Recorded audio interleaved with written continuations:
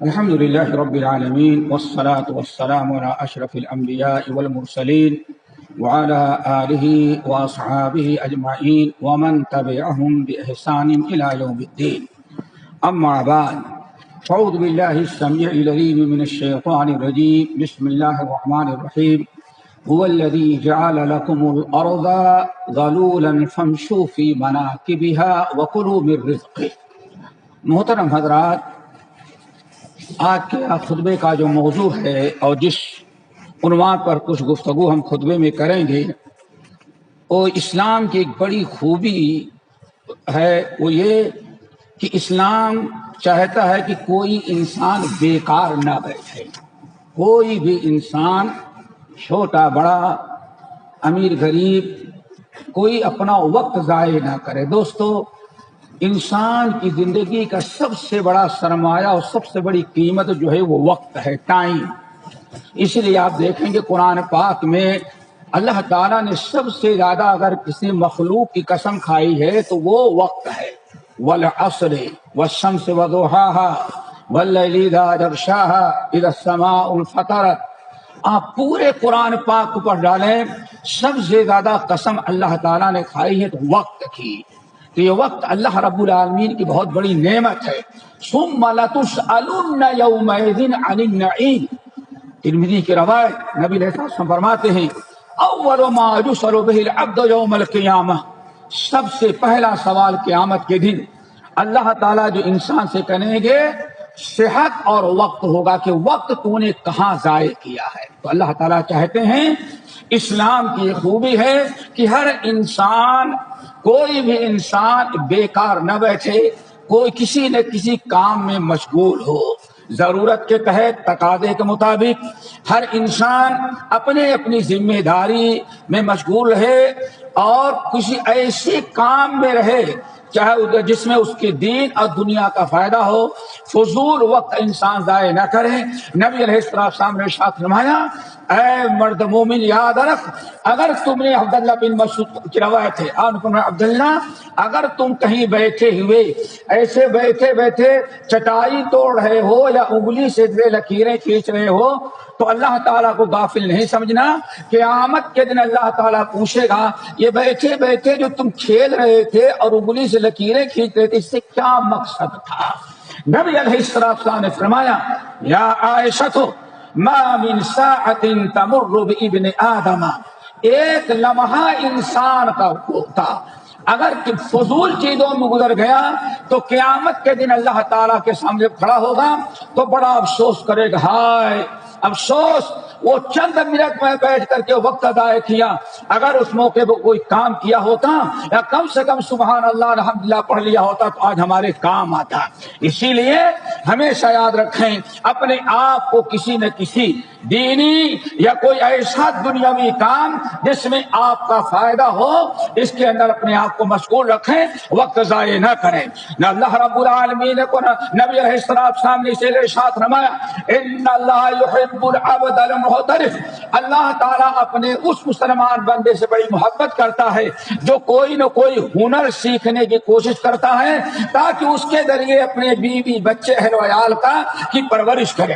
آپ نے دوسری حدیث کے اندر ارشاد فرمایا، ان اللہ یحب العامل اذا عمل ان یحسن عملہ، اللہ تعالیٰ اپنے اس بندے سے بڑی محبت کرتا ہے جو بندہ کام کرتا ہے اور جو کام کرتا ہے ذمہ داری کے ساتھ کرتا ہے، اچھے سے اچھا اس کو نبھاتا ہے، یہ بندہ اللہ تعالیٰ کے محبوب بندوں میں شمار ہوتا ہے۔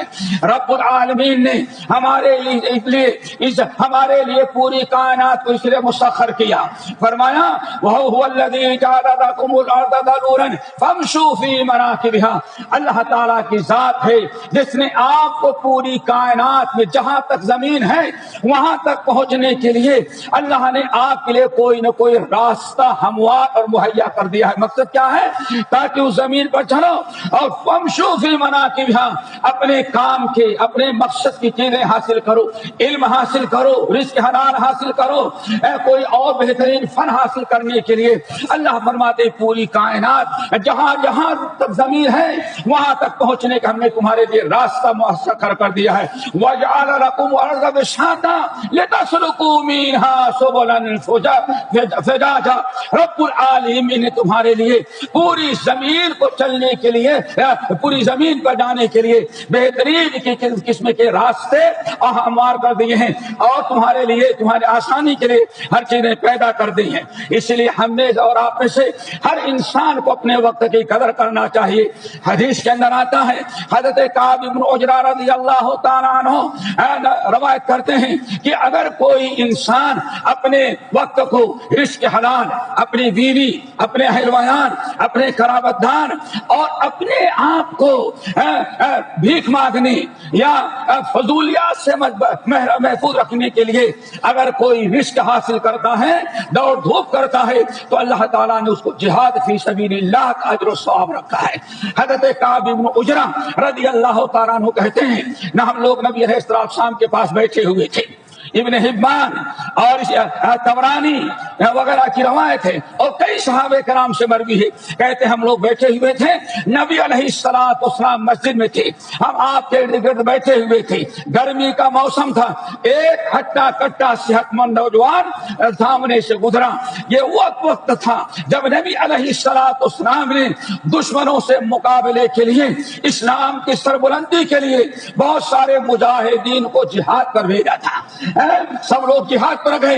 ایک ہٹا کٹا نوجوان اس طرح سے زمین پر چلتا ہوا نظر آیا.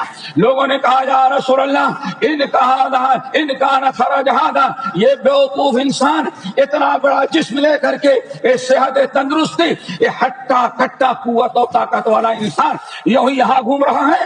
اگر یہ میدان جہاد میں گیا ہوتا تو شاید بہت بڑا کارنامہ انجام دیتا، اسلام کی سربلندی حاصل ہوتی. آپ نے لوگوں کو ڈانٹا، فرمایا خبردار اس کو برا بھلا نہ کہو، اس ذات کی قسم جس کے قبضے میں میری جان ہے. سن لو، ان کان خرج یسعى علی ولدہ صغارا فهو فی سبیل اللہ. اگر یہ اس وقت نکلا ہوا ہے کہ اپنے چھوٹے چھوٹے بچے، اپنے چھوٹے چھوٹے بچوں کے رزق کا، ان کے اخراجات کے لیے کمائے اور محنت مزدوری کرے، تو یہ اولاد کے لیے رزق حلال اور جائز طریقے کی محنت کرنا، اللہ نے اس کو جہاد کا ثواب دے رکھا ہے. اس کو اللہ تعالیٰ مجاہد کے برابر ثواب دے گا. آپ نے فرمایا یہ بھی جہاد ہے. پھر آگے آپ نے ساتھ میں ان کان خرج یسعى علی ولدین شیخین کبیرین فهو فی سبیل اللہ. اور اگر اس وقت نکلا ہے، گھر میں دو بوڑھے ماں باپ ہیں، محنت مزدوری کرے، کوشش کرے، تجارت، بزنس، کاروبار، محنت مزدوری کر کے اپنے دونوں ماں باپ کو کھلائے پلائے، تو فہو فی سبیل اللہ، یہ بیکار نہیں گھوم رہا ہے، یہ اللہ تعالیٰ کے راستے میں جہاد کر رہا ہے. نمبر 3 آپ نے ارشاد فرمایا ان کان خرج یسعى علی اہلہ فہو فی سبیل اللہ. اور اگر اس وقت نکلا ہے تاکہ اپنی بیوی کے اخراجات کے لیے کمائے، محنت کرے اور اس کے حقوق ادا کرے اور اس کو خوشحال بنائے، تو یہ اللہ رب العالمین کے راہ میں جہاد کر رہا ہے. نمبر 4 حد ہو گئی. آپ نے ارشاد فرمایا ان کان خرج یسعى علی نفسہ یعفها. اگر یہ اپنے بھوک کو ختم کرنے کے لیے، بھیک سے بچانے کے لیے، لوگوں کے سامنے ہاتھ پھیلانے سے بچنے کے لیے اگر اپنے پیٹ کے لیے یہ کوشش کر رہا ہے، اس وقت محنت کر رہا ہے، محنت مزدوری کے لیے نکلا ہے تاکہ اپنے آپ کو مانگنے سے بچائے، تو یاد رکھنا فہو فی سبیل اللہ، یہ اللہ تعالیٰ کے راستے میں جہاد کر رہا ہے. تو دوستو، اتنا بڑا عمل کہ اللہ رب العالمین نے رزق حلال کوئی پیشہ اختیار کرے، گھر میں بیٹھنے کے بجائے، دوستوں کے ساتھ ٹائم برباد کرنے کے بجائے ساری رات آوارگی میں گزار دینے کے بعد اگر وہ کسی نہ کسی جائز حلال مباح کام میں مشغول ہے تو اللہ تعالیٰ کو محبوب بھی ہے اور اللہ تعالیٰ اس کو جہاد کا ثواب دیتے ہیں. اقول قولی ھذا واستغفر اللہ من کل ذنب واتوب الیہ.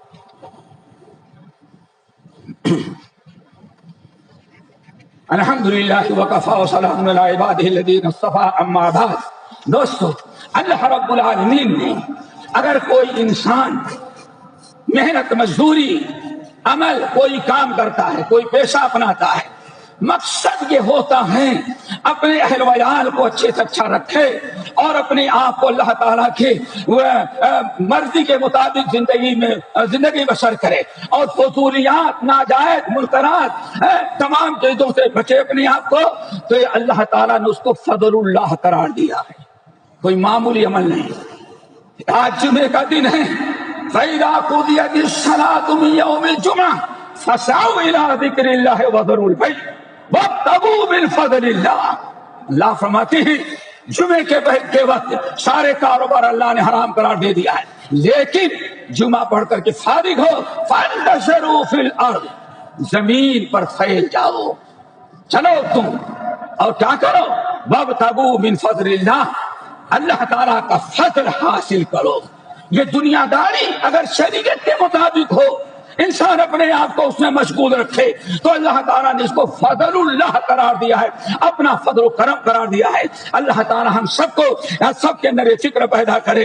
نبی علیہ السلام نے ایک موقع پر کسانوں کو، کھیتی باڑی میں کام کرنے والے، کھجور کے باغات، انگور کے باغات، ان تمام چیزوں کے کھیتیاں کرنے والوں کے خطاب کرتے ہوئے فرمایا، سن لو، اذا ان قامت الساعۃ وبید احدکم فصیلۃ، تم میں سے کسی انسان کو پتا چل گیا قیامت آ گئی، قیامت آ گئی ہے، اب کسی چیز کی ضرورت نہیں، کوئی چیز فائدے مند نہیں، اگر پتا چلا کہ قیامت آ گئی ہے اور تمہارے ہاتھ میں کوئی کھجور کا پودا، کوئی پودا تھا جس کو تم زمین میں لگانا چاہتے تھے، اللہ رسول نے فرمایا اگر پتا چل جائے قیامت آ گئی ہے تو نہیں سوچنا کہ چھوڑو کیا کریں گے، فائدہ کیا فائدہ ہے۔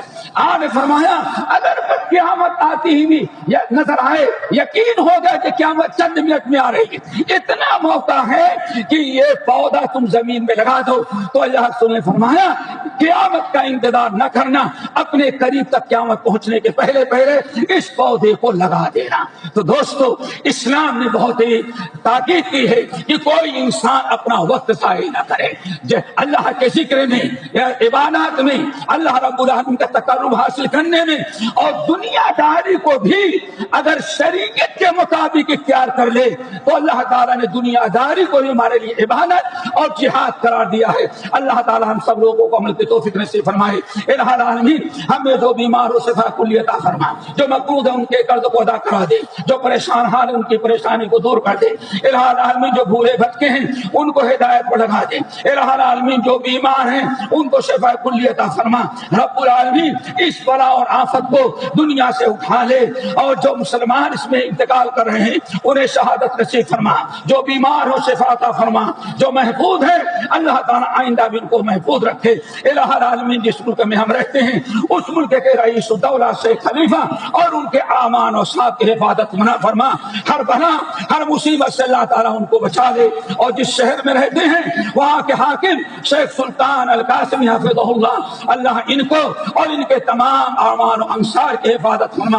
ان تمام حضرات سے وہ کام لے جس میں آپ کی رضا ہے، امت کی بھلا ہے، قوم اور وطن کی خیر ہے، اور ہر ایسے کام سے ان کے ہاتھوں کو روک لے جس میں آپ کا غضب ہے، آپ کی ناراضگی ہے، قوم ملت کا نقصان ہے، امت اور قوم ملت کا نقصان اور خسارہ ہے۔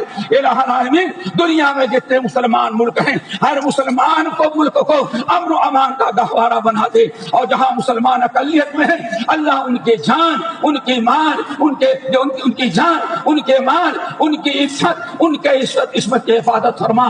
اللہم اغفر للمؤمنین والمؤمنات والمسلمین والمسلمات عباد اللہ رحمکم اللہ ان اللہ یأمر بالعدل والإحسان وإیتاء ذی القربى وینہی عن الفحشاء والمنکر والبغی یعظکم لعلکم تذکرون واذکروا اللہ یذکرکم وادعوہ یستجب لکم ولذکر اللہ تعالی اکبر۔